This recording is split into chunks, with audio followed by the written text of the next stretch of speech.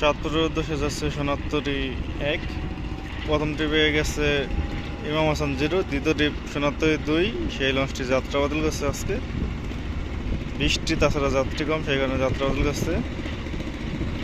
সোনাত্তরি 1 যাচ্ছে চাঁদপুরের উদ্দেশ্যে 7টা 20 মিনিটে ছেড়ে।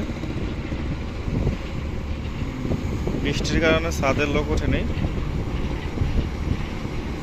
এবার ঈদ যাত্রা বৃষ্টির মধ্যেই হচ্ছে।